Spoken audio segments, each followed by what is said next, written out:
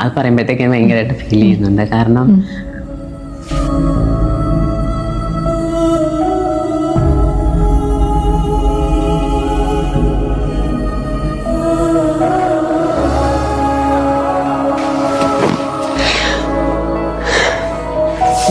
So ഒരു transgender എന്ന് പറഞ്ഞു വരുമ്പോൾ നോർമലി നമുക്ക് സോഷ്യലായിട്ട് ഒരുപാട് പ്രശ്നങ്ങൾ വരാറുണ്ട്. അങ്ങനെ അനുഭവിച്ചു വന്നവരാണ് ഒട്ടുമിക്ക ട്രാൻസ്ജെൻഡേഴ്സും. അപ്പോൾ അങ്ങനെ വല്ല വെല്ലുവിളികളും ഫാമിലിയിൽ നിന്ന് ഉണ്ടായിട്ടുണ്ടോ? ഫസ്റ്റ് ഓഫ് ഓൾ എന്നെ സംബന്ധിച്ചിടത്തോളം ഞാൻ ഭയങ്കര ബ്ലെസ്ഡ് ആണ്. എൻ്റെ കൂടെ എപ്പോഴും ഉണ്ടായിരുന്ന എൻ്റെ ഫാമിലിയാണ്, എൻ്റെ സിസ്റ്റർ, എൻ്റെ ബ്രദർ, പിന്നെ എന്നെ ഭയങ്കരമായിട്ട് സപ്പോർട്ട് ചെയ്ത് നിൽക്കുന്ന കുറച്ച് ഫ്രണ്ട്സ് ഉണ്ട്. നമ്മളിപ്പോൾ പറയും നിറത്തിലില്ല കാര്യം അല്ലെങ്കിൽ ജെൻഡറിലില്ല കാര്യം, അങ്ങനെയൊന്നുമല്ല. അത് സ്റ്റിൽ ഏതൊരു ഫീൽഡിലാണെങ്കിലും അതുണ്ട്. പിൻവലിപ്പിക്കാൻ നോക്കുന്ന കുറേ ടീംസ് ഉണ്ട്. അങ്ങനെ എനിക്ക് 2-3 ഷോസ് അങ്ങനെ നഷ്ടപ്പെട്ടു പോയിട്ടുണ്ട്. നല്ല പബ്ലിസിറ്റി ഉള്ള ഷോസ് എനിക്കങ്ങനെ നഷ്ടപ്പെട്ടു പോയിട്ടുണ്ട്. റീസെൻ്റ്ലി പറയുകയാണെങ്കിൽ ഇപ്പോൾ ഫോട്ടോഗ്രാഫേഴ്സ് ആണെങ്കിലും നമ്മളെ സെപ്പറേറ്റ് 1-2 ഫോട്ടോസ് എടുത്തിട്ട് അപ്പം തന്നെ മാറ്റുക. പിന്നെ മറ്റുള്ള കുട്ടികളെ നല്ല രീതിയിലേക്ക് അവർക്കും എടുക്കും വിധം തന്നെ ഫോട്ടോസ് എടുക്കുമ്പോൾ നമ്മളത് നമ്മളുടെ മുന്നിൽ വെച്ച് ചെയ്യുമ്പോൾ നമുക്കത് ഭയങ്കരമായിട്ട് ഹേർട്ട് ആവാറുണ്ട്. മോഡലിംഗ് ഫീൽഡ് തന്നെ നമുക്ക് നോക്കാം. അവിടെ ഇങ്ങനെ ട്രാൻസ്ജെൻഡർ ആണ് റിയ എന്നതിൻ്റെ പേരിൽ മാറ്റി നിർത്തലുകൾ നേരിടേണ്ട വന്നിട്ടുണ്ടോ? ഋതിക എന്നോട് പറഞ്ഞ കേസാണ് എന്നെ പൂർണ്ണമായിട്ടൊരു സ്ത്രീയായിട്ട് അംഗീകരിക്കണം എന്നുള്ളത്. അപ്പം റിയ ഞാൻ എന്നെ ഒരു സെപ്പറേറ്റ് കാറ്റഗറി ആയിട്ട് കാണാൻ ഞാൻ ആഗ്രഹിക്കണില്ല. വരുന്ന കൂടുതൽ ഷൂട്ട്സും ബോൾഡ് ഷൂട്ട്സ് ആണ്, ഇത് ചെയ്യണം, അപ്പം അത്രയും കാണിച്ച് ചെയ്യണം, ഇത്രയും കാണിച്ച് ചെയ്യണം എന്നൊക്കെ എടുത്തവർ ഫോക്കസ് ചെയ്ത് പറയുമ്പോൾ നമുക്ക് മനസ്സിലാവും ഈ ഒരു തിങ്കിങ്ങിലാണെന്ന്.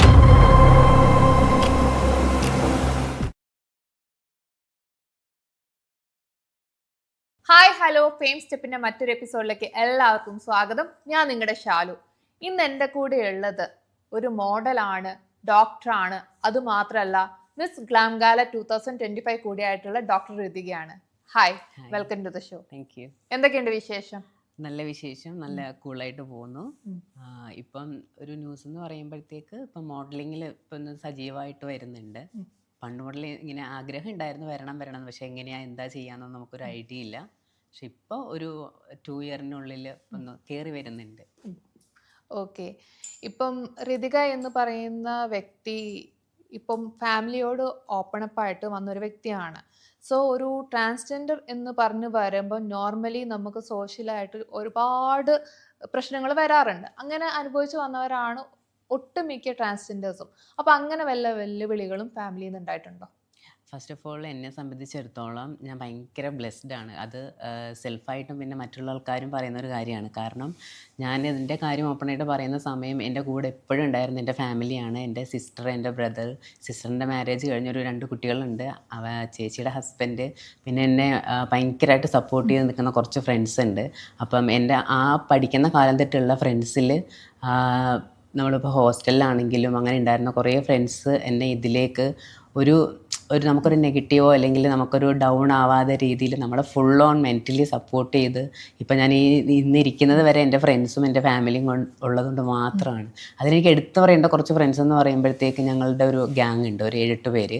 പിന്നെ മോഡലിങ്ങിലാണെങ്കിലും നമുക്കൊരു ഗ്യാങ് ഉണ്ട്. അത് എക്സ്പെഷ്യലി പേരൻസ് ആണ്. കാരണം കിഡ്സ് മോഡൽസ് കുറേ ഉള്ളതുകൊണ്ട് അവർക്കൊക്കെ നമ്മളെ ഭയങ്കര കാര്യമാണ് നമ്മൾ കുട്ടികൾക്ക് പറഞ്ഞു കൊടുക്കുന്നതും. അപ്പോൾ നമ്മളോട് മിങ്കിൾ ചെയ്യുമ്പോൾ തന്നെ അവർക്കറിയാം. അപ്പോൾ അവരൊക്കെ ഭയങ്കര ഒരു സപ്പോർട്ടും സ്നേഹമൊക്കെ തന്നെയാണ്. ഓക്കെ. ഇപ്പം എല്ലാവരും സപ്പോർട്ടാണ് കാര്യങ്ങളെന്ന് പറഞ്ഞു, മോഡലാണ്. അപ്പം ഈ ഒരു മോഡലിംഗ് ഫീൽഡിൽ വന്ന സമയത്ത് എന്തെങ്കിലും വെല്ലുവിളികൾ നേരിട്ടിട്ടുണ്ടോ? ഒരുപാട് വെല്ലുവിളികൾ നേരിടേണ്ടി വന്നിട്ടുണ്ട്. ഫസ്റ്റ് ഓഫ് ഓൾ ഇപ്പോൾ നമുക്കൊരു നമ്മളിപ്പോൾ പറയും നിറത്തിലില്ല കാര്യം അല്ലെങ്കിൽ ജെൻഡറിലില്ല കാര്യം, അങ്ങനെയൊന്നുമല്ല. അത് സ്റ്റിൽ ഏതൊരു ഫീൽഡിലാണെങ്കിലും അതുണ്ട്. കാരണം ഇപ്പോൾ മോഡലിംഗ് വരുമ്പോൾ തന്നെ ഇപ്പോൾ നമുക്കൊരു എക്സാമ്പിൾ പറയുകയാണെങ്കിൽ എനിക്ക് ഫീൽ ചെയ്തിട്ടുള്ള കാര്യങ്ങളിൽ ഇപ്പോൾ പെജൻറ്റ് ഷോയിൽ നമ്മൾ ടൈറ്റിൽ വിന്നർ ആവുകയാണെങ്കിലോ അല്ലെങ്കിൽ നമ്മൾ പാർട്ടിസിപ്പേറ്റ് ചെയ്യുമ്പോൾ തന്നെ നമ്മളതിൽ നിന്ന് പിൻവലിപ്പിക്കാൻ നോക്കുന്ന കുറേ ടീംസ് ഉണ്ട്. അങ്ങനെ എനിക്ക് 2-3 ഷോസ് അങ്ങനെ നഷ്ടപ്പെട്ടു പോയിട്ടുണ്ട്. നല്ല പബ്ലിസിറ്റി ഉള്ള ഷോസ് എനിക്കങ്ങനെ നഷ്ടപ്പെട്ടു പോയിട്ടുണ്ട്. പിന്നെ റീസെൻ്റ്ലി പറയുകയാണെങ്കിൽ ഇപ്പോൾ ഫോട്ടോഗ്രാഫേഴ്സ് ആണെങ്കിലും നമ്മളെ ഇപ്പോൾ മോഡൽസ് എന്ന് പറഞ്ഞാൽ അറ്റയറിൽ നമ്മൾ നല്ല ഫെയർ ആയിട്ടുള്ള ആൾക്കാരെയൊക്കെ സെലക്ട് ചെയ്തിട്ട് ഇപ്പോൾ നമ്മൾ ഫോട്ടോസ് എടുക്കുന്ന സമയത്ത് ഷോസിൻ്റെ സമയത്താണെങ്കിലും നമ്മൾ സെപ്പറേറ്റ് 1-2 ഫോട്ടോസ് എടുത്തിട്ട് അപ്പം തന്നെ മാറ്റുക. പിന്നെ മറ്റുള്ള കുട്ടികളെ നല്ല രീതിയിലേക്ക് അവർക്കും എടുക്കും വിധം തന്നെ ഫോട്ടോസ് എടുക്കുമ്പോൾ നമ്മളത് നമ്മളുടെ മുന്നിൽ വെച്ച് ചെയ്യുമ്പോൾ നമുക്കത് ഭയങ്കരമായിട്ട് ഹേർട്ട് ആവാറുണ്ട്. കാരണം എക്സ്പെഷ്യലി മോഡലിംഗ് ഫീൽഡ് അങ്ങനെ ഇപ്പോഴും ഉണ്ട്, സ്റ്റിൽ ഉണ്ട്. ഓക്കെ. ഇപ്പം ഈ റാംബാക്ക് അല്ലെ പേജന്റ് ഷോസിനൊക്കെ പോയിട്ട് എന്തൊക്കെയാണ് കിട്ടിയിട്ടുള്ള അച്ചീവ്മെന്റ്സ് എന്തൊക്കെയാണ്? അച്ചീവ്മെൻറ്റ്സ് എന്ന് പറയുമ്പോഴത്തേക്ക് ഇപ്പം ഇൻട്രൊഡ്യൂസ് ചെയ്ത പോലെ തന്നെ miss glam gala 25 title winner ആവാൻ പറ്റി. പിന്നീട് നമുക്ക് മിസ് പാലക്കാട്, പിന്നെ മിസ് പാനൂർ, പിന്നെ ഒരു ബ്രാൻഡ് ഷോ നമ്മുടെ സെൻട്രൽ സ്ക്വയറിൻ്റെ അതിൻ്റെ ടൈറ്റിൽ വിന്നർ ആവാൻ പറ്റി. പിന്നെ നമ്മളുടെ ഇപ്പം റീസെൻ്റ്ലി സീമാസിൽ റണ്ണറപ്പ് ആവാൻ പറ്റി. അങ്ങനെ കുറച്ച് ഒരു 10ഓളം ടൈറ്റിലിൽ ഒരു റണ്ണറപ്പും ടൈറ്റിലുമായിട്ട് എനിക്ക് കിട്ടിയിട്ടുണ്ട്. ഓക്കെ. പിന്നെ നമ്മൾ ഈ മോഡലിംഗ് ഫീൽഡിൽ നമ്മൾ എല്ലാ ഷോസും ഞാൻ എടുത്തു പറയണില്ല. ചില ഷോസൊക്കെ മേ ബി ഫിക്സ്ഡ് ആയിരിക്കും, നമുക്കറിയില്ല. ഇപ്പം വരുന്ന കുട്ടികളാണെങ്കിൽ തന്നെ പേരൻസ് ആണെങ്കിലും അവർക്ക് പേയ്മെൻ്റൊക്കെ അടച്ചിട്ടായിരിക്കും മേ ബി ഇങ്ങനെ പാർട്ടിസിപ്പേറ്റ് ചെയ്യുന്നുണ്ടാവുക. പക്ഷേ ചില ഷോസുകൾ ഇപ്പോഴും സ്റ്റിൽ ഓൾറെഡി പ്രീ പ്ലാൻഡ് ആയിട്ട് ഫിക്സ്ഡ് ആയിട്ട് വെച്ചിട്ട് വെറും ഫുള്ളായിട്ട് പോകുന്ന ടാലൻറ്റഡ് ആയിട്ടുള്ളവരൊക്കെ വന്ന് ഫുള്ളായി പോകുന്നൊരവസ്ഥയും മോഡലിങ്ങിലുണ്ട്. പിന്നെ എനിക്ക് മോഡലിംഗ് ഫീൽഡിൽ എന്തെങ്കിലും ഒരു ഇഷ്യൂസ് വരുമ്പം അസോസിയേഷനിൽ കുറച്ച് പേര് ഇടപെട്ടിട്ടുണ്ട്. അപ്പോൾ എനിക്ക് എടുത്തു പറയേണ്ട ഒരു കാര്യം എന്നാൽ സ്റ്റിൽ ഒരു പ്രശ്നം ഉണ്ടായപ്പോൾ തന്നെ അത് എടുത്തു പറയേണ്ടതെന്ന് വെച്ച് കഴിഞ്ഞാൽ അവർ ഇടപെട്ട് എനിക്ക് സോൾവ് ചെയ്ത് തന്നിട്ടുണ്ട്, ഫുൾ ഓൺ സപ്പോർട്ട് ചെയ്തിട്ടുണ്ട്. അതിൽ IMFA എന്ന് പറഞ്ഞ ടീം മെമ്പേഴ്സ്, അതെനിക്ക് എക്സ്പെഷ്യലി എടുത്തു പറയണം. കാരണം നീരജേട്ടൻ, ധന്യ ചേച്ചി, പിന്നെ പിൻഡോ എന്ന് പറഞ്ഞാൽ എനിക്ക് ഇവരെയാണ് പേഴ്സണലി അറിയാവുന്നത്. വേറെ ആൾക്കാരുണ്ട്, പക്ഷേ ഇവർ നമ്മളുടെയൊക്കെ കാര്യങ്ങൾ അറിയാം. നമ്മളെ മോഡലിംഗ് എന്തെങ്കിലും ഒരു മോഡൽ എന്നുള്ള രീതിയിൽ ഫുൾ ഓൺ അവർ സപ്പോർട്ട് ചെയ്യുന്നുണ്ട്. അപ്പോൾ അവരുടെ ഒരു കാര്യം എനിക്ക് എന്തായാലും എടുത്തു പറയണം. പിന്നെ എന്നെ ഈ മോഡലിംഗ് കരിയറിലേക്ക് കൊണ്ടുവന്ന ഒരേ ഒരു വ്യക്തി ഷമീർ ബിൻ കരീം റാവത്തൂർ എന്ന് പറഞ്ഞിട്ടൊരു ഒരു നല്ലൊരു ആക്ടറാണ്, പിന്നെ ഒരു ഡാൻസറാണ്, പിന്നെ മോഡലിംഗ് കൊറിയോഗ്രാഫറുമാണ്. ഇൻഡസ്ട്രിയിൽ ഇപ്പം അത്യാവശ്യം തിളങ്ങി നിൽക്കുന്ന ഒരാളാണ്. അപ്പം ഇത്രയും ഒരു പുള്ളിക്കാരൻ്റെ ഒരൊറ്റ ഒരു സപ്പോർട്ട് കൊണ്ട് മാത്രമാണ് ഞാനിപ്പോൾ ഇങ്ങനെ സ്റ്റിൽ ഗ്രോ അപ്പ് ആയിട്ട് വരുന്നത്. നമുക്കൊരു ഡ്രസ്സിങ്ങിൻ്റെ ആണെങ്കിലും ഇപ്പം നമുക്ക് വാക്കിൻ്റെ ആണെങ്കിലും അല്ലെങ്കിൽ നമ്മളെ പല രീതിയിൽ എനിക്കൊന്നും അറിയാണ്ട് കയറിയ ഒരാളാണ്. കാരണം ഞാനൊരു ഫീൽഡ് എന്ന് പറയുമ്പോൾ മെഡിക്കൽ ഫീൽഡിലാണ് ഞാൻ നിൽക്കുന്നത്. അപ്പോൾ ഇതൊക്കെ കാണുമ്പോൾ നമുക്കൊരാകാംക്ഷ ചെയ്ത് നോക്കിയാൽ എങ്ങനെ ഉണ്ടാവും, അങ്ങനെ ഒരു കുഞ്ഞിലേ തൊട്ട് എൻ്റെ ഉള്ളിലുണ്ട്. പക്ഷെ നമുക്കത് എങ്ങനെ എത്തിപ്പെടാൻ പറ്റും, അങ്ങനത്തെ ഒരു പ്രശ്നത്തിൽ നിൽക്കുമ്പോഴാണ് പുള്ളിയെ പരിചയപ്പെടുന്നതും ഇങ്ങനെ എന്നെ ഈ ഒരു ഇൻഡസ്ട്രിയിലേക്ക് കൊണ്ടുവരുന്നതും. പിന്നെ ഈ മോഡലിങ്ങിൽ പുള്ളി എല്ലാ ആൾക്കാരെയും നല്ല രീതിയിൽ തന്നെ സപ്പോർട്ട് ചെയ്ത് വിടുന്നുണ്ട്. നമുക്കൊരു നെഗറ്റീവും അവിടുന്ന് ഇതുവരെ എനിക്ക് ഫീൽ ചെയ്തിട്ടില്ല. കാരണം ആർപ്പോ ഫെസ്റ്റ ഈവൻറ്റ്സ് എന്ന് പറഞ്ഞൊരു ഒരു കമ്പനിയാണ് ഇവരുടെ. അപ്പോൾ അതിൽ ഞാൻ നിൽക്കുമ്പോൾ ഒരു ഫാമിലിയിൽ ഞാൻ എൻ്റെ വീട്ടിൽ എങ്ങനെയാണോ അങ്ങനെ എന്നെ കൺസിഡർ ചെയ്യുന്നത്. കാരണം അവരുടെ ഒരു സപ്പോർട്ട്, അല്ലെങ്കിൽ അവരുടെ കുട്ടികളാണെങ്കിലും നമ്മളെ കൊണ്ട് പഠിപ്പിച്ചു കൊടുക്കുക, നമുക്ക് അറിയാവുന്ന കാര്യങ്ങൾ പഠിപ്പിച്ചു കൊടുക്കുക. അപ്പോൾ ഒരു ഫാമിലി അറ്റ്മോസ്ഫിയർ തന്നെ ആ ഒരു ടീമിലുണ്ട്. പിന്നെ അതിൽ തന്നെ നമ്മളൊരു ഷോ വരുമ്പം ഇപ്പോൾ അടുത്താണെങ്കിൽ നമ്മളെല്ലാവരും ഒത്തുകൂടി ഒരു ഫാമിലി പോലെ എൻജോയ് ചെയ്തത്. ശരിക്കും ഞങ്ങൾക്ക് ഷോ വേണ്ട, ഞങ്ങൾക്ക് ഒന്ന് ഒത്തുകൂടിയാൽ മതി എന്നുള്ളൊരു മൈൻഡിലാണ് എല്ലാവരും വരിക. അങ്ങനെ പേരൻസിൻ്റെ കുട്ടികളും പിന്നെ പേരൻസും ഒക്കെ നല്ല രീതിയിൽ നമ്മൾ സപ്പോർട്ട് ചെയ്യുന്നുണ്ട്. ആർപ്പോ ഫെസ്റ്റ് ഈവൻറ്റ്സ് എന്ന് പറഞ്ഞൊരു ടീം ക്രൂ തന്നെ ഭയങ്കര ഒരു സപ്പോർട്ടാണ്. പിന്നെ എന്നെ ഇപ്പം ഈ ഷോസിലൊക്കെ കൊണ്ടുവരാൻ ആദ്യം എൻ്റെ അച്ഛൻ കൂടെ വരുമായിരുന്നു. പിന്നെ എൻ്റെ ഫ്രണ്ട്സായി. ആദ്യം മുതൽ എന്നെ കൂടെ കൊണ്ടുവന്ന് ഇപ്പം വരെയും കൊണ്ടുവരുന്ന എൻ്റെ ഒരു ഫ്രണ്ട് ഉണ്ട്. ഞങ്ങളൊരു 7 ഗ്യാങ് ഉണ്ട്. ആ 7 ഗ്യാങ്ങിൽ ഇപ്പം സ്റ്റിൽ ഒരാളാണ്. എല്ലാവരും ജോലി തിരക്കായിട്ട് പുറത്തോക്കും. പിന്നെ അങ്ങനെ പോയി. പിന്നെ ഇപ്പം ഞങ്ങളെല്ലാവരും മന്ത്ലി ഒന്ന് മീറ്റ് ചെയ്തിട്ട് ഒന്ന് ട്രിപ്പൊക്കെ പോയിട്ട് എൻജോയ് ചെയ്തിട്ട് വരുന്നൊരു അടിപൊളി എൻ്റെ ഒരു ലൈഫിൽ എനിക്ക് മറക്കാൻ പറ്റാത്ത കുറച്ച് ഫ്രണ്ട്സ് ഗ്യാങ്സാണ് അവർ. അതിലിപ്പോൾ സ്റ്റിൽ ഒരാൾ മാത്രമാണ് എൻ്റെ കൂടെയുള്ളത്. ബാക്കി എല്ലാവരും പുറത്തേക്കൊക്കെ ജോലിക്കായിട്ട് പോയി. അതിൽ ആ ഫ്രണ്ടാണ് എന്നെ ഇന്ന് വരെയും ഈ ഒരു ഫീൽഡിൽ ഏതൊരു ഷോയ്ക്ക് വന്നാലും കൊണ്ടുപോകും, സപ്പോർട്ട് ചെയ്യും. എന്തൊരു കാര്യം ഉണ്ടെങ്കിലും എനിക്ക് ഒരു വേറൊരാളുടെ അടുത്ത് പോയി സജഷൻ ചോദിക്കേണ്ട ഒരു ആവശ്യമില്ല. നല്ല രീതിയിൽ സപ്പോർട്ട് ചെയ്യുന്ന ഫ്രണ്ട്സ് ഉണ്ട്. അതിലൊരാളാണ് ഇപ്പോൾ ഉള്ളൊരു കൂടുതൽ ഫ്രണ്ട്. ഓക്കെ.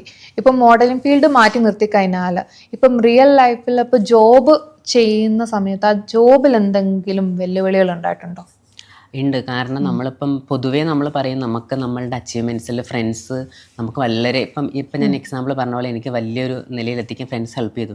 അതേപോലെ തന്നെ മറ്റൊരു രീതിയിൽ നമ്മൾ എടുക്കുകയാണെങ്കിൽ നമ്മുടെ ലൈഫിൽ ഫ്രണ്ട്സ് തന്നെ നമ്മളെ ചതിച്ചിട്ട് നമ്മളുടെ ലൈഫ് തുലയ്ക്കുന്ന രീതിയിൽ എത്തിക്കുന്ന ഒരു സിറ്റുവേഷനും എൻ്റെ ലൈഫിൽ ഉണ്ടായിട്ടുണ്ട്. പഠിക്കുന്ന കാലത്ത് കൂടുതൽ എനിക്ക് ഗേൾ ഫ്രണ്ട്സാണ്. അപ്പം ഗേൾ ഫ്രണ്ട്സിൽ എൻ്റെ ഒരു സീനിയർ ഒരു കുട്ടി, പേരൊന്നും പറയുന്നില്ല, ഞാൻ വർക്ക് ചെയ്യുന്നത് ഒരു പാർട്ടിയുടെ പേരും ഇപ്പോൾ പറയുന്നില്ല, കാരണം ഈ ഒരു ഇഷ്യൂ ഉള്ളത് കൊണ്ട് ഞാൻ പറയാത്തതാണ്. പാർട്ടി ബേസിൽ നടത്തുന്ന ഒരു പാലിയേറ്റീവ് കെയർ ഹോസ്പിറ്റലാണ് അവിടെ ഞാൻ സ്റ്റിൽ വർക്ക് ചെയ്തുകൊണ്ടിരിക്കുമ്പോൾ തന്നെ ഞങ്ങൾക്ക് സീനിയർ ബേസിൽ ഇൻറ്റേൺഷിപ്പിൽ കുട്ടി ചെയ്തുകൊണ്ടിരിക്കുകയായിരുന്നു. അപ്പോൾ ഞാനവിടെ സ്റ്റിൽ വർക്കിംഗ് ആണ്. അപ്പം എനിക്ക് ഇൻറ്റേൺഷിപ്പ് ഇത് കഴിഞ്ഞിട്ട് പോകുമ്പോഴത്തേക്ക് ഗ്യാപ്പിൽ ആരെങ്കിലും കയറിയാൽ പിന്നെ നമ്മൾ തിരിച്ച് കയറുമ്പോൾ അതൊരു അവിടുത്തെ ഒരു ഫീലിംഗ് ആവില്ല. അത് കാരണം ഈ കുട്ടിയോട് ഞാൻ ഓൾറെഡി ഞങ്ങളിങ്ങനെ സംസാരിച്ച് വെച്ചിട്ടുണ്ടായിരുന്നു. അതായത് നീ ജോലി ചെയ്തിട്ട് വരുമ്പോഴത്തേക്ക് ഇൻറ്റേൺഷിപ്പ് കംപ്ലീറ്റ് ചെയ്ത് വരുമ്പോഴത്തേക്ക് ഞാൻ റിട്ടേൺ കയറാം, അപ്പോഴത്തേക്ക് നീ മാറി തന്നാൽ മതി എന്ന് പറഞ്ഞിട്ട്. പക്ഷേ കുട്ടി വന്നു, നല്ലൊരു ഫ്രണ്ട്സ് ആയിരുന്നു കേട്ടോ. അപ്പോഴും ഇപ്പോഴും നല്ലൊരു ഫ്രണ്ട്സ് ആയിരുന്നു. പക്ഷേ ഇപ്പോൾ ആ ഒരു കണക്ഷനൊന്നുമില്ല. കുട്ടി വന്നതിന് ശേഷം അവിടെ ജോബിന് കയറി ഒരു 6 മാസം അടുക്കാറായപ്പോഴത്തേക്ക് എന്നെ പറ്റിയിട്ട് ഇങ്ങനെ നെഗറ്റീവായിട്ട് ഇങ്ങനെയൊക്കെ പറഞ്ഞുണ്ടാക്കുക. പിന്നെ ഞാൻ പറയാത്ത കാര്യങ്ങളൊക്കെ പറയുക. അങ്ങനെ ഞാനിത് കേട്ടപ്പോൾ എനിക്ക് ഒട്ടും വിശ്വാസമായില്ല. കാരണം നമ്മളുടെ ഒരു ബെസ്റ്റ് ഫ്രണ്ട് ഇങ്ങനെ പറയുമെന്ന് പറയുമ്പോഴത്തേക്ക് നമ്മൾ ഒരിക്കലും അക്സെപ്റ്റ് ചെയ്യില്ല. പക്ഷേ നമ്മളിങ്ങനെ കോൾ റെക്കോർഡ്സും കാര്യങ്ങളും എന്നിട്ട് എന്നോട് നല്ല സുഹൃത്തായിട്ട് തന്നെ ബിഹേവ് ചെയ്യുക. രാവിലെ പറയുകയാണെങ്കിൽ വൈകിട്ട് ഞങ്ങൾ മീറ്റ് ചെയ്യും. അപ്പം മീറ്റ് ചെയ്യുമ്പോൾ ഭയങ്കര ഹാപ്പി ആയിട്ട് ഇതുപോലൊരു ബെസ്റ്റ് ഫ്രണ്ട് നമുക്ക് എവിടെയില്ല എന്നുള്ളൊരു തോന്നലായിരിക്കും ആ കുട്ടി. പക്ഷേ പിന്നീട് വിത്ത് പ്രൂഫ് എനിക്ക് മനസ്സിലായി. പിന്നെ എന്നെ അറിയുന്ന ആൾക്കാരാണ് അവിടെ ഉള്ളത്. അവരെല്ലാവരും കേട്ടത് ചിലർക്ക് അത് പിടിച്ചില്ല. അങ്ങനെ എന്നെ വിളിച്ച് പറഞ്ഞു. ഞാൻ ഡയറക്റ്റ് ചെന്ന് ചോദിച്ചപ്പോഴത്തേക്ക് ഈ കുട്ടി അവിടെയുള്ള ആൾക്കാരൊക്കെ കൺവിൻസ് ചെയ്തിട്ട് ഈ ജോലിയിൽ നിന്ന് പോയ ആ കുട്ടിക്ക് വേറെ ജോലി കിട്ടില്ല എന്നുള്ള രീതിയിൽ സംസാരിച്ചിട്ട് അത് എന്നെ വെച്ചിട്ട് എന്തെങ്കിലും ഒരു അരി കിട്ടുന്നുണ്ടെങ്കിൽ കിട്ടിക്കോട്ടെ എന്ന് കരുതി ഞാൻ തന്നെ ഒഴിഞ്ഞു മാറി. അവിടുന്ന് എനിക്കൊരു പ്രശ്നമില്ല എന്ന് കരുതിയിട്ട് ഞാൻ തന്നെ മാറി. പക്ഷേ സ്റ്റിൽ എനിക്ക് തോന്നുന്നു കർമ്മ എന്ന് പറഞ്ഞ സംഭവം ഉണ്ടെന്ന് തോന്നുന്നു. കാരണം ഇപ്പോൾ ആ കുട്ടിക്ക് അവിടെ നിൽക്കാനായിട്ട് ഭയങ്കര ഒരു സിറ്റുവേഷൻ ഇപ്പം സ്യൂട്ടബിൾ അല്ല. കാരണം അവർ തന്നെ റിയലൈസ് ചെയ്തു. അവിടെ തന്നെ പല പ്രശ്നങ്ങൾ ആ കുട്ടി ക്രിയേറ്റ് ചെയ്തിട്ട് ഇപ്പം ആ ഒരു സിറ്റുവേഷനിൽ നിൽക്കുകയാണ്. കാരണം ഇങ്ങനെയും ചില മനുഷ്യർ നമ്മുടെ ലൈഫിൽ കടന്നു വരും. അതിൽ നല്ലത് ഏതാ പോസിറ്റീവ് ഏതാ നമ്മൾ തന്നെ അത് തിരഞ്ഞെടുക്കുക. ഇപ്പം ഞാൻ പോകുന്നത് എൻ്റെ റൈറ്റ് വേ ആണ്. അതിൽ ഞാൻ ഭയങ്കര ഹാപ്പിയാണ്. എനിക്കുള്ള ഒരു മോഡലിംഗ് കരിയർ ആണെങ്കിലും എൻ്റെ റിയൽ ലൈഫ് ഫ്രണ്ട്സ് ആണെങ്കിലും എൻ്റെ ഫാമിലി ആണെങ്കിലും പിന്നെ നമ്മുടെ ലൈഫ് എന്ന് പറയുന്നത് ഒന്ന് അപ്പാവും ഒന്ന് ഡൗൺ ആവും. അപ്പോൾ അതിൽ നമുക്ക് മനസ്സിലാക്കാൻ പറ്റും നമ്മുടെ ലൈഫിൽ ആരാണ് നല്ലത് ചീത്തത് എന്നുള്ളത്. അങ്ങനെ റിയലൈസ് ചെയ്യാൻ പറ്റിയിട്ടുണ്ട് എൻ്റെ റിയൽ ലൈഫിൽ. ഓക്കെ. ഇപ്പം ചെയ്യുന്ന ജോബ് എന്ന് പറയുന്ന ഡോക്ടറാണ്, ഫിസിയോ ആണ്. സോ അങ്ങനെ ഒരു ട്രീറ്റ്മെന്റ് കാര്യങ്ങളൊക്കെ പേഷ്യൻസ് വരുന്ന സമയത്ത് അവിടെ ട്രാൻസ്ജെൻഡർ ആണെന്നുള്ള രീതിയിൽ മാറ്റി നിർത്തപ്പെട്ടിട്ടുണ്ട്. അങ്ങനെ വല്ല പ്രശ്നങ്ങളും ഉണ്ടായിട്ടുണ്ടോ? ഡെഫിനറ്റ്ലി അങ്ങനെ ഒരു രീതിയിലും ഇല്ല. കാരണം അതൊക്കെ എൻ്റെ മനസ്സിൽ അങ്ങനെ ഒരു തെറ്റിദ്ധാരണ സീരിയസ്ലി ഉണ്ടായിരുന്നു. എനിക്കൊരു തോന്നലുണ്ടായിരുന്നു. കാരണം ഒരു തോട്ടാണ് നമുക്ക് ഉണ്ടാവും. അപ്പം ഞാനിന്നൊരു പേഴ്സൺ കൺസൾട്ട് ചെയ്യുമ്പോഴത്തേക്ക് പേഷ്യൻ്റെ റിയാക്ഷൻ എങ്ങനെയായിരിക്കും എന്നുള്ളൊരു ഒരു ഒരു ക്യൂരിയോസിറ്റി അല്ലെങ്കിൽ ഒരു ടെൻഷൻ എൻ്റെ മനസ്സിലുണ്ടായിരുന്നു. പക്ഷേ അങ്ങനൊരു ഒരു പ്രശ്നവും നമുക്ക് അവിടെ ഇല്ല. കാരണം നമുക്ക് ഇപ്പോൾ ഒരു പേഷ്യൻറ്റിൻ്റെ നീഡ്സ് എന്ന് പറയുന്നത് അവരുടെ പ്രശ്നങ്ങൾ, രോഗങ്ങൾ അല്ലെങ്കിൽ അവരുടെ പ്രശ്നങ്ങൾ കേൾക്കുമ്പോഴത്തേക്ക് അവർക്കൊരു സജഷൻ, അവർക്കൊരു ട്രീറ്റ്മെൻറ്റ് അത് മതി. അതിനപ്പുറം രോഗികൾക്ക് നമ്മളെ പറ്റിയിട്ട് നമ്മൾ ആരാ എന്താ ഇന്ന് വരെ എനിക്ക് അങ്ങനെ ഒരു നോട്ടം കൊണ്ടോ ഒരു സംസാരം കൊണ്ടോ എനിക്ക് ഇതുവരെ ഫീൽ ചെയ്തിട്ടില്ല. ഇല്ല. പിന്നെ ഞാനിപ്പോൾ ഈ പറഞ്ഞ മാതിരി ഈ ഒരു ജോലി എൻ്റെ നഷ്ടപ്പെട്ടു. ഞാൻ ഭയങ്കരമായിട്ട് ഡൗൺ ആയിട്ട് ഡിപ്രസ്ഡ് ആയിട്ട് നിൽക്കുന്ന ഒരു സമയത്ത് അത് പറയുമ്പോഴത്തേക്ക് ഭയങ്കരമായിട്ട് ഫീൽ ചെയ്യുന്നുണ്ട്. കാരണം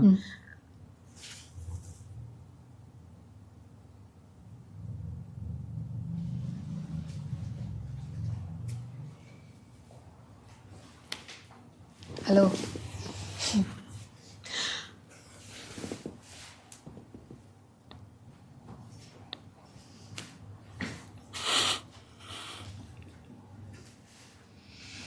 വെള്ളം വേണോ?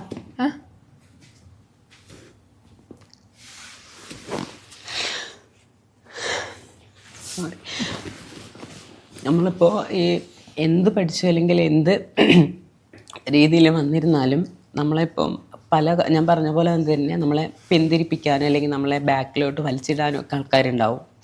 ആ നിൽക്കുന്ന സമയത്ത് എൻ്റെ ജോലി നഷ്ടപ്പെട്ടിട്ട് ഇപ്പം എൻ്റെ ഒരു കേസിൽ എടുക്കുകയാണെങ്കിൽ ട്രീറ്റ്മെൻറ്റ് കാര്യങ്ങൾ എൻ്റെ ഫാമിലിയിൽ എനിക്ക് നോക്കണം. ഞാനല്ലെങ്കിൽ എൻ്റെ ചേച്ചിയുടെ കാര്യങ്ങൾ അല്ലെങ്കിൽ എൻ്റെ ബ്രദറിൻ്റെ കാര്യങ്ങൾ അന്നും ഇന്നും എല്ലാം ഞാൻ നോക്കിക്കൊണ്ട് പോകുന്ന ഒരാളാണ്. അപ്പം എനിക്ക് എല്ലാവരും വേണം എന്നുള്ളൊരു വാശിയുള്ളൊരു കൂട്ടത്തിൽ എൻ്റെ ഫാമിലി എൻ്റെ കൂടെ എപ്പോഴും വേണം എന്നുള്ളൊരു കൂട്ടത്തിലുള്ള ആൾ കൂടിയാണ് ഞാൻ. അങ്ങനെ നിൽക്കുന്ന സിറ്റുവേഷനിൽ എനിക്ക് ഈ ജോലി നഷ്ടപ്പെട്ടു. അപ്പോൾ ഒരു വരുമാനം എനിക്കില്ല. അപ്പം മുന്നോട്ട് എങ്ങനെ പോകും എന്നുള്ളൊരു ചിന്ത എൻ്റെ മനസ്സിലുണ്ടായിരുന്ന സമയത്ത് തന്നെ നമ്മൾ സൂയിസൈഡ് ചെയ്താലോ അങ്ങനത്തെ ഒരു സിറ്റുവേഷനിൽ വരെ ഞാൻ ഇങ്ങനെ തോട്ട് എനിക്ക് പോയിട്ടുണ്ട്. അപ്പോഴും എൻ്റെ ഈ ഫ്രണ്ട് സർക്കിളാണ് എന്നെ ഹെൽപ്പ് ചെയ്തത്, എന്നെ മുന്നോട്ട് കൊണ്ടുപോയതും.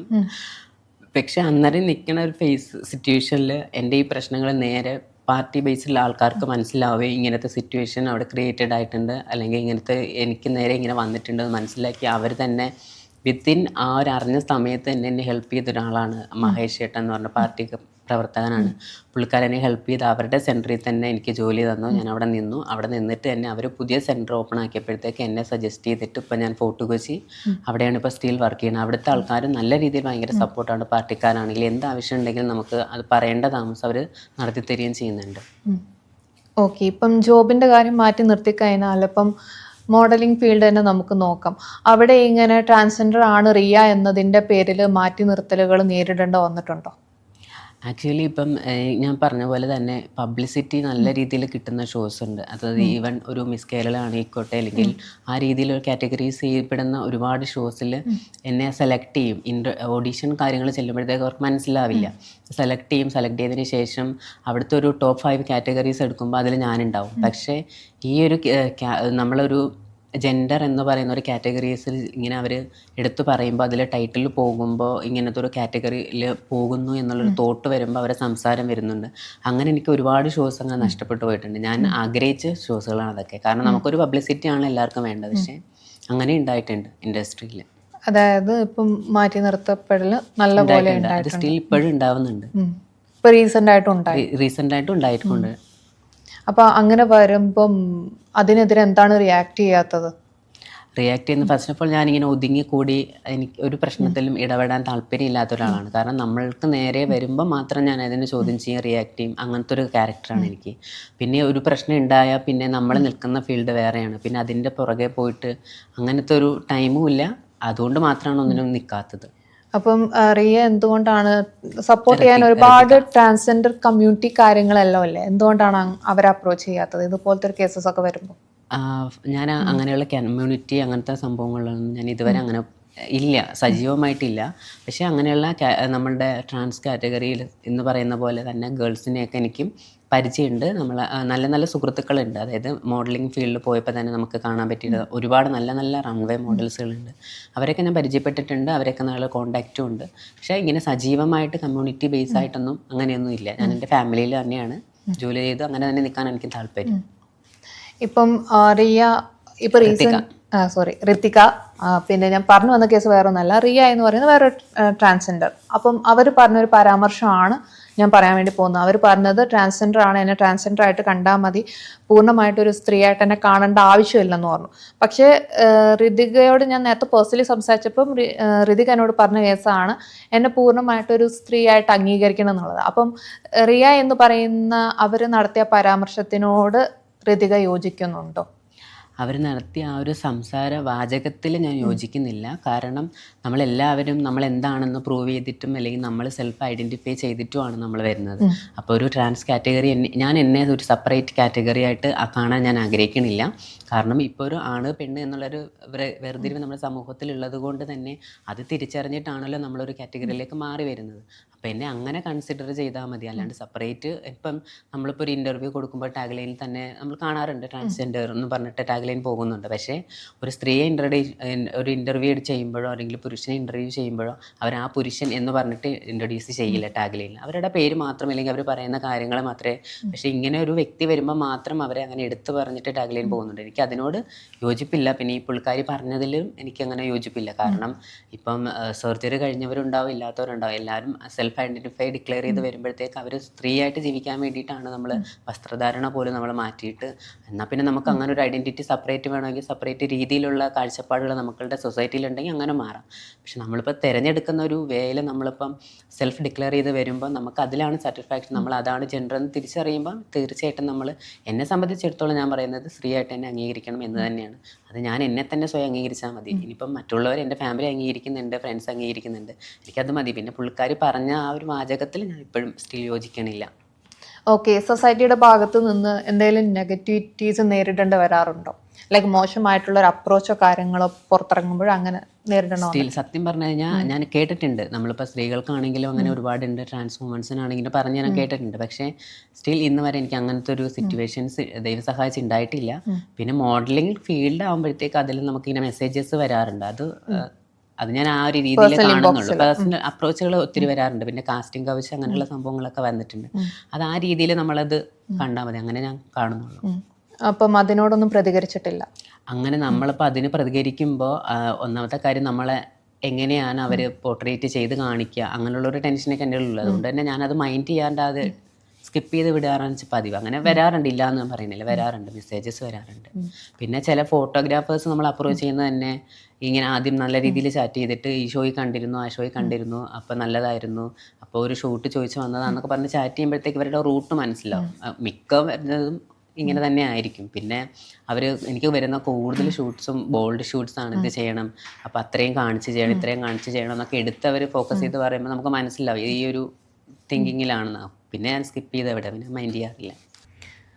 ഓക്കെ. അപ്പോൾ ഋതികയ്ക്ക് നെഗറ്റീവ് കമന്റ്സ് ഒക്കെ നേരിടേണ്ടി വരാറുണ്ടോ? ഇല്ല, എനിക്ക് ഞാനിപ്പോൾ റീൽസ് ചെയ്യുന്ന കൂട്ടത്തില്ല. അപ്പോൾ എനിക്കിങ്ങനെ കൊളാബ് റീൽസ് ഞാൻ കൂടുതലും എനിക്കിങ്ങനെ വോയിസാണ് റീൽസ് ചോദിച്ചിട്ട് വരുന്നത്. അപ്പോൾ ഞങ്ങൾ ഫ്രണ്ട്സായിട്ട് തന്നെ ചെയ്യാറുണ്ട്.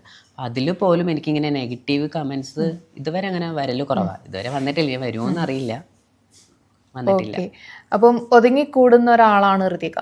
ഒരുങ്ങി കൂടുന്ന ആളാണെങ്കിലും എൻ്റെ ഉള്ളിലുള്ള കലകൾ അല്ലെങ്കിൽ എൻ്റെ വ്യക്തിത്വത്തിൽ ഞാൻ എന്ത് സ്നേഹിക്കുന്നോ അല്ലെങ്കിൽ ഞാൻ എൻ്റെ കഴിവുകൾ എനിക്ക് ഒതുങ്ങി കൂടിയാലും എൻ്റെ വേദികളിൽ എനിക്ക് കാണിക്കണം എന്ന് ആഗ്രഹമുള്ള ആളാണ്. ഓക്കെ.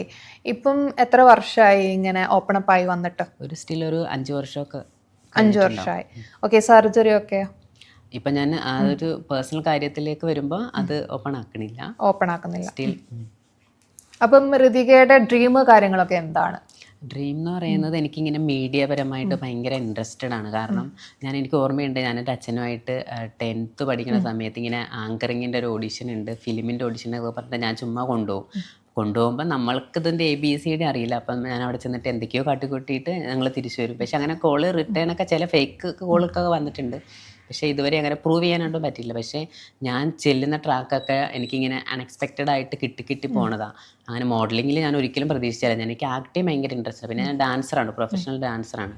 അപ്പോൾ ഡാൻസ് ചെയ്തുകൊണ്ടിരിക്കുമ്പോഴാണ് എനിക്ക് ഇങ്ങനത്തെ ഒരു സംഭവം വരുന്നത്. അപ്പോൾ ഞാൻ ജസ്റ്റ് ഒന്ന് ട്രൈ ചെയ്ത് നോക്കാം. പുള്ളിക്കാരൻ ഡാൻസറും കൂടിയാണ്, മാസ്റ്റർ. അപ്പോൾ അങ്ങനെ ട്രൈ ചെയ്ത് നോക്കാമെന്ന് വെച്ചിട്ടാണ് അങ്ങനെ ഇപ്പോൾ മോഡലിങ്ങിലോട്ട് അങ്ങനെ അങ്ങ് പോയി. പക്ഷേ എൻ്റെ മെയിൻ ഫോക്കസ് എന്ന് പറയുന്നത് ശരിക്കും എനിക്ക് ആക്ട്രസ് ആവുക എന്നുള്ളതാണ്, അഭിനയിക്കുക, പിന്നെ ആങ്കറിങ് ചെയ്യുക, അങ്ങനത്തെ സംഭവങ്ങളൊക്കെ ഭയങ്കര ഇൻട്രസ്റ്റ് ആണ്. പിന്നെ എനിക്ക് മെയിൻ ഒരു ഫോക്കസ് എന്ന് പറയുന്നത് മോഡലിങ്ങിൽ എനിക്ക് ഇന്ത്യനെ റെപ്രസെൻറ്റ് ചെയ്തിട്ട് എനിക്ക് പോകണം എന്നുള്ള ആഗ്രഹമുണ്ട്. അപ്പം അതൊക്കെ നടക്കുമോ അറിയില്ല, ദൈവം സഹായിച്ചു. ഓക്കെ. ഋതികയുടെ എല്ലാ ആഗ്രഹങ്ങളും സാധിക്കട്ടെ. ആങ്കറിങ് താല്പര്യം ഉണ്ടെന്ന് തന്നെ ചിലപ്പോൾ ഇവിടെ ഇരിക്കാനും സാധിക്കട്ടെ. അപ്പം എന്തായാലും ഇത്രയും നേരം ഞങ്ങളുടെ കൂടെ സഹകരിച്ചതിന് ഒത്തിരി താങ്ക്സ്. ഇനിയിപ്പം കരയൊന്നും വേണ്ട, ലൈഫ് നല്ല അടിപൊളിയായിട്ട് പോട്ടെ. Thank you.